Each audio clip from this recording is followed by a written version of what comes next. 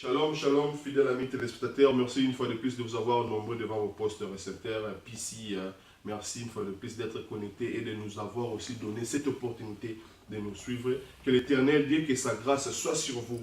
Je commence maintenant un séminaire à ce qui concerne les combats spirituels, l'influence spirituelle, comment détruire les destructions, comment détruire les autels du diable, de Satan, au sein de nos familles, de nos foyers et de nos vies professionnelles. Étant hommes sur la terre, il y a des choses, des influences que nous sommes victimes aujourd'hui par le péché commis par les arrière-parents, par les grands-parents, par nos papas. Leurs alliances, aujourd'hui, nous tombons victimes et nous souffrons. Pour ne pas beaucoup plus prendre beaucoup de temps, ouvrons nos Bibles. J'aimerais lire avec vous dans les livres de Juges, chapitre 6, verset 25. Je le lis au nom de Jésus-Christ. Dans la même nuit, l'Éternel dit à Gédéon, prends les jeunes taureaux de ton père et un second taureau, 17 ans, renverse l'autel de Baal qui est à ton père et abat le pied sacré qui est dessus. Juges, c'est un livre. Il y a c'est le 7e livre de la Bible dans l'Ancien Testament. Il y a eu Moïse. Après Moïse, il y a eu Josué. Josué, il a marché avec Dieu. Dieu l'a appelé serviteur de Moïse. Dieu a dit, si tu obéis à ces livres de la loi et que ces livres ne s'éloignent pas de ta bouche, moi, je t'éleverai. Tout ce que tu feras aura de la réussite. Josué s'est confié à l'Éternel. À son époque, il n'était resté qu'avec Caleb. Quand Josué et Caleb sont morts, la Bible dit, il s'est élevé une génération qui n'ont pas vu ce que Dieu a fait avec Israël dans le désert, dans le pays d'Égypte. Ils voyaient seulement les Écritures. Ils croyaient à cela. Mais dans cette génération, il s'est élevé des gens, quand ils s'est donné à Dieu, Dieu marchait avec eux. Mais quand ils s'est détourné à l'Éternel, l'Éternel commençait à les livrer entre les mains de voisins. C'est-à-dire, il y avait les Syriens, il y avait le Philistin, il y avait le Mendiant, il y avait le peuple qui entourait le royaume. À ce moment, c'était la nation d'Israël. Maintenant, Dieu commençait à susciter des juges. Quand Israël s'est retourné à l'Éternel, Dieu suscitait un juge pour les délivrer. Il y a eu des juges comme Déborah, il y a eu des juges comme Jephthé, il y a eu des juges comme Samson, il y a eu des juges comme Samuel qui était même le dernier juge. Maintenant, à cette époque-ci, dans le chapitre 6, on nous parle de Gédéon. Gédéon, lui, il restait. Israël, quand ils se sont détournés de Dieu, ils ont abandonné Dieu, ils ont parti faire des abominations. La Bible dit maintenant, les mendiants venaient pour dominer Israël. Ils venaient, ils saccageaient les champs. Ils pillaient les champs. Ils pillaient le bétail. Ils pillaient le vache. Ils pillaient le brebis. Ils prenaient toute la bergerie d'Israël. Ils partaient avec le bien. Et ils commençaient à maltraiter Israël. Israël commençait à s'aimer. Il s'aimait, il s'aimait. Mais pendant qu'il s'aimait, quand il y aura le temps de la moisson, ils rentraient encore, le peuple mandianite, pour piller Israël. Quand ils vont venir, ils vont prendre tout ce que Israël avait planté, tout ce que Israël avait élevé. Ils vont prendre, ils vont partir. Je sais qu'il y a quelqu'un, vous qui me suivez maintenant, peut-être vous faites quelque chose, vous travaillez dur, vous faites des choses. Quand vous s'aimez avec des larmes, vous faites des choses pour aboutir à une solution, pour aboutir à un résultat. Mais au moment où vous souhaitez toucher les résultats, il y a toutes choses qui changent. Il y a toutes choses qui changent. Vous ne comprenez même pas. Vous dites, mais pourquoi ça? Pourquoi ça? J'ai sémé ça, j'ai travaillé ça, j'avais économisé mon argent pour aboutir à acheter quelque chose, soit en bien ou en nature. Mais quand je vais acheter la chose en nature ou en bien, il y a quelqu'un qui tombe malade dans ma famille. Il y a le problème qui m'attrépond. Suivez-moi très bien. Gédéon aussi, il faisait partie de certaines choses. Il vivait ça dans sa vie. Maintenant, quand Mandia venait dominer sur Israël, la Bible dit qu'il y avait un jeune homme. C'est monsieur, lui il battait le froment. Quand il battait le froment, il faisait les réserves pour le peuple. Quand les Mandianites vont venir, quand ils vont fuir dans la forêt C'est à ce moment-là, ils vont maintenant commencer à consommer ce que lui, il battait, du froment, de la farine, pour faire des gâteaux, pour faire le pain. Maintenant, quand il battait le froment un jour, il a vu un monsieur qui s'est présenté devant lui, il l'a appelé vaillant héros. Il dit, oh, mais moi je ne suis pas vaillant. Non, laisse-moi te dire, Dieu ne nous voit pas dans le présent, mais Dieu nous voit dans la destinée. Dieu nous voit dans le futur. Ce que tu vis aujourd'hui, ce n'est pas ta vie.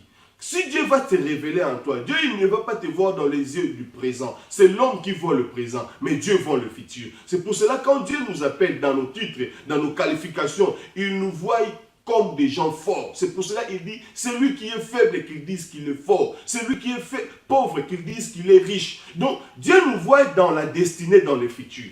Il a dit, bonjour vaillant héros. Gédéon se regardait, il s'est vu seul. Il dit, oh, mais comment vous pouvez me dire que je suis vaillant héros? Au moment où vous m'appelez vaillant héros, ma nation est humiliée par le Mandianite. Il nous pille, il nous saccade, il prend tout ce que nous faisons. La cire de nos fronts partent avec ce peuple incirconcis des Mandianites.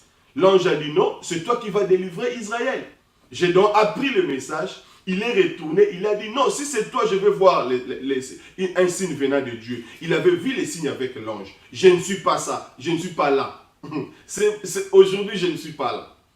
Quand Gédéon est parti la nuit pendant qu'il dormait, c'est le chapitre 6, verset 25. La Bible maintenant nous dit, au milieu de la nuit, Dieu a réveillé Gédéon pour lui dire, lève-toi, va dans votre parcelle au milieu. Il y a un autel qui était élevé. C'est l'autel de Baal. Tu vas prendre cet autel, tu vas le détruire. Moi, je vais habiter avec toi, Gédéon. Mais si je viens avec toi, au sein de ta famille, il y a un autel qui est élevé. Quand on parle de l'autel, on voit là où on fait les sacrifices. Pourquoi j'ai dit la destruction des autels dans nos familles? Parce que la famille, c'est la cellule de base d'une nation, d'une société. Comme une cellule de base, quand on laisse nos foyers, nous allons à l'école, on reconnaît nos familles par les indications que nous présentons chez les voisins, chez les amis, chez le messier, c'est les instructeurs. On va reconnaître moi, Isaac, selon l'éducation que j'ai reçue de mes parents par rapport à mon comportement, par rapport à mes agissements. Dans nos familles, il y a les liens qui ne peuvent jamais se casser, si ce n'est qu'au nom de Jésus-Christ. Dans nos familles, il y a des choses qui sont établies par notre ignorance. Vous comprenez cela? Gédéon, ce n'était pas son père, peut-être. Mais peut-être son père, lui, il avait hérité cet autel de Baal.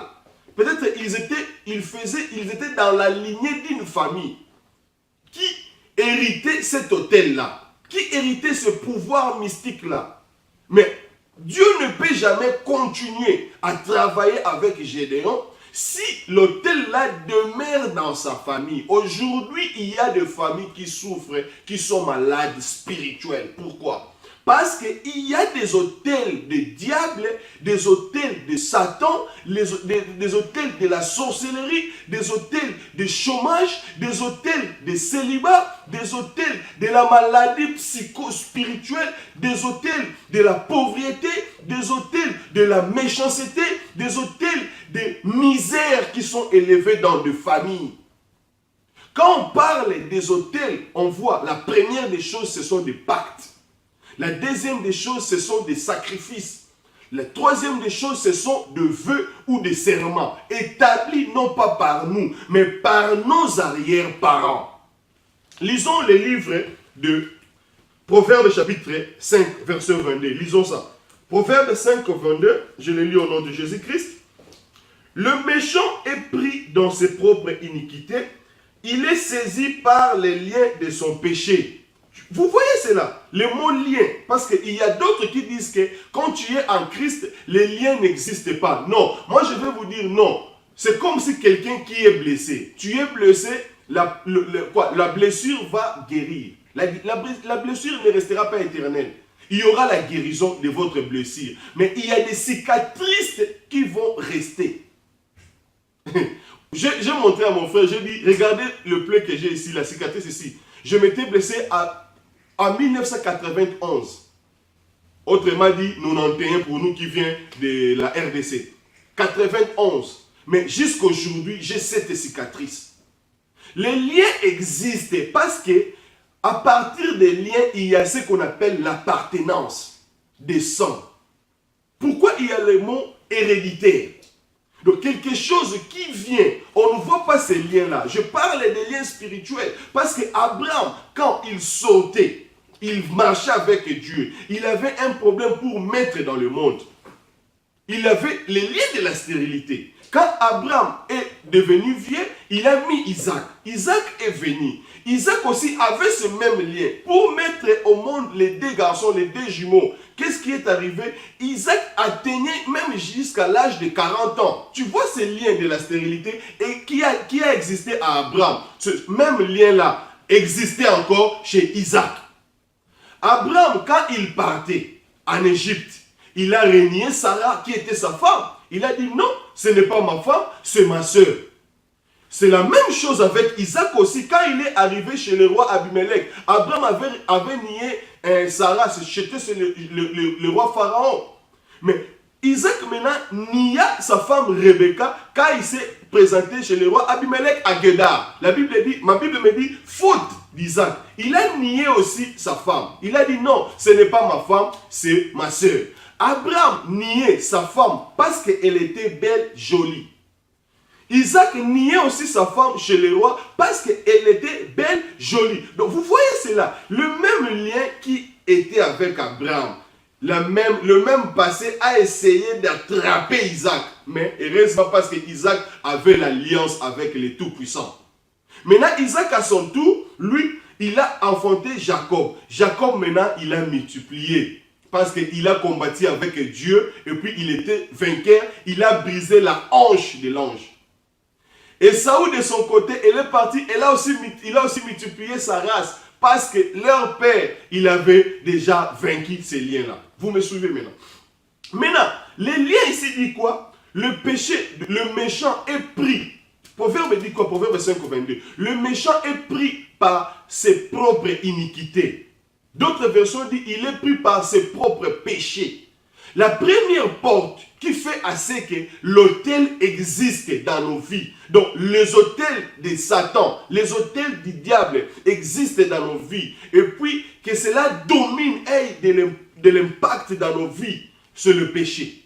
Si la vie de péché demeure à toi, mon frère, demeure à toi, mon frère, ma soeur, rien ne va avancer physiquement. Parce que le monde spirituel conditionne le monde matériel.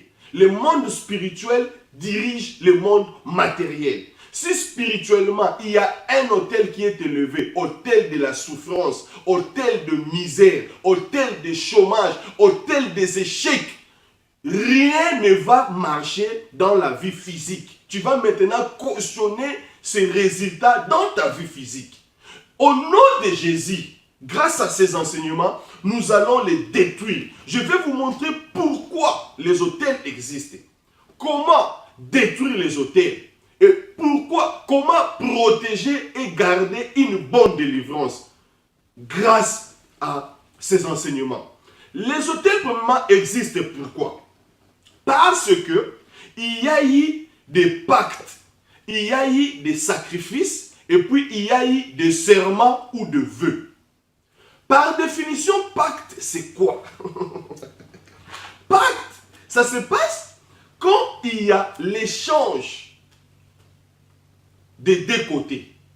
Moi, je viens avec l'argent, ou soit je mène le bien en nature ou en espèce. Je le donne chez les diables. Les diables aussi vont me donner quelque chose en échange. On appellera cela pacte.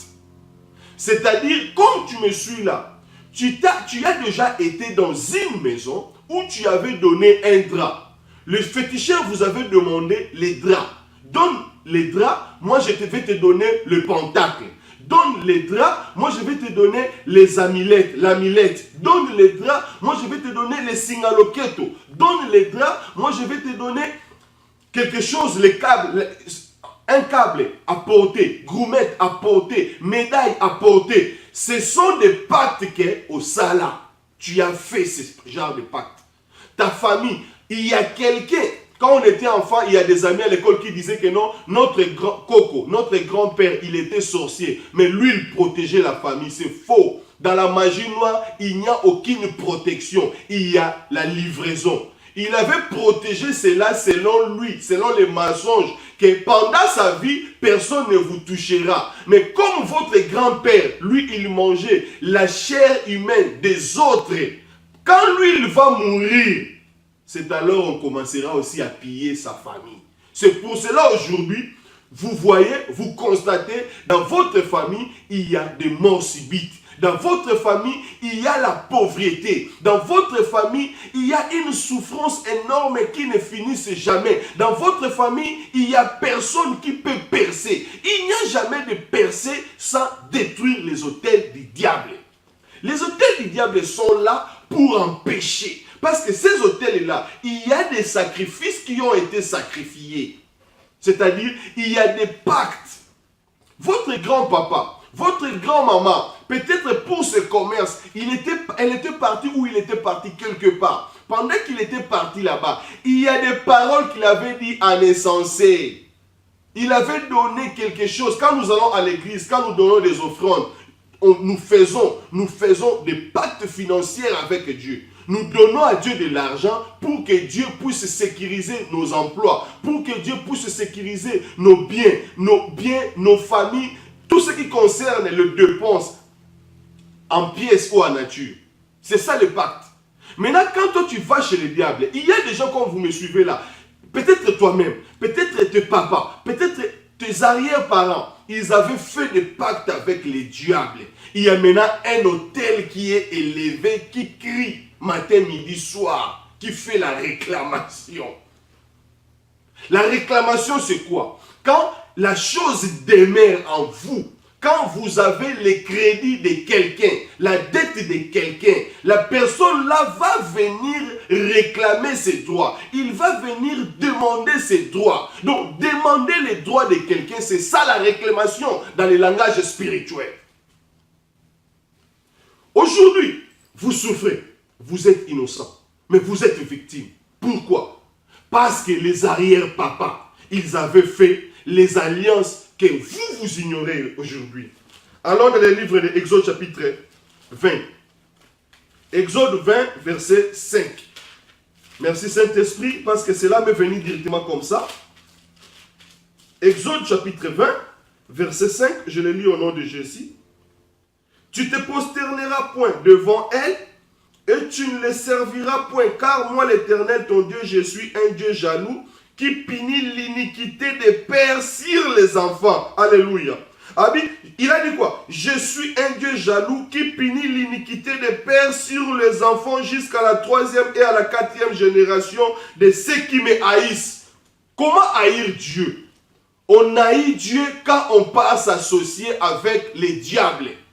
Nous haïssons Dieu quand nous allons nous associer avec les diables. On associe comment avec les diables? Quand nous allons faire des pactes, c'est-à-dire je prends quelque chose, comme les autres le font aujourd'hui, ils donnent l'argent, ils donnent quelque chose en nature ou à pièces. Ils donnent chez les diables lui donnent un mouchoir, lui donnent une pochette. Il dit, à chaque fois que tu vas utiliser ce mouchoir, cette pochette, c'est en ce moment-là tu es sécurisé. C'est une pacte qu'il a conclu avec les diables. Maintenant le monsieur ici, quand il a donné cela, les diables ne donnent rien en vain. Quand il donne chaque chose, toute chose, c'est pour un but. Toi tu vas te jouir de tes dominations avec tes pochettes, toi qui me suis. Toi, tu vas te jouir avec tout ce que tu fais de succès avec tes pochettes. Les hommes te suivent à cause de cette couronne que tu as sur la tête. Ce sont des pactes que tu as fait avec les diables. Tu as conclu une pacte avec les diables. Mais sache-le, les enfants que tu vas mettre au monde, peut-être vous êtes les uns des enfants où vous tombez victime aujourd'hui à cause de ce genre de pacte. Vous êtes innocents. Vous subissez. Vous vivez ça. Qu'est-ce que Exode dit? Dieu il punit l'iniquité de père aux enfants jusqu'à la 3e, jusqu'à la 4e génération. Sans Jésus, c'est la mort. Et puis même avec Jésus-Christ, il faut identifier là où il y a la maladie spirituelle. Il faut lancer les missiles là où vous voyez l'ennemi. Vous combattez contre l'ennemi qui est le diable. Vous ne pouvez jamais seulement commencer à prier au nom de Jésus. Au nom de Jésus, comment? Commencez à rentrer à la source, là où le pacte du diable est. Rentrez là-bas. Priez. Focalisez tes prières là-bas à la source. S'il y avait n'importe quel pacte qui a été établi par tes grands-parents, par tes ancêtres, moi je les déclare au nom de Jésus-Christ. Comme tu dis, Amen, les cieux s'ouvrent et toutes choses qui étaient mauvaises passent maintenant et de nouvelles choses commencent maintenant avec toi. Au nom de Jésus-Christ de Nazareth. Il y a d'autres gens, l'autel est élevé, il vous réclame. Regardez quelqu'un comme Pierre. Pierre, il était avec Jésus-Christ. On l'appelait déjà Pierre. Sur toi, Pierre, je bâtirai mon église. La porte de séjour des morts n'apprévoiront point. Mais un jour, Christ l'a dit quoi? Les diables t'ont réclamé. Il a voulu te cribler comme du froment. Mais j'ai prié au Père et le Père m'a exaucé. Tu es délivré, Pierre. Vous voyez, un apôtre, mais le diable a voulu lui cribler comme du froment. Vous voyez la réclamation? Quand le péché demeure en vous, c'est-à-dire ce que les grands-parents avaient fait comme pacte là, a aussi l'impact, a aussi l'efficacité sur ta vie matérielle. S'il te domine dans la vie spirituelle, pour chasser le pacte conclu par le grand-papa, pour chasser le pacte conclu par nos ancêtres, il nous faut seulement marcher dans la crainte de Dieu. Si le péché domine, habite en nous, les pactes-là vont crier. Ils vont dominer et influencer nos vies. Nous ne verrons jamais la lumière dans nos vies. Au nom de Jésus-Christ de Nazareth. Il y a de pactes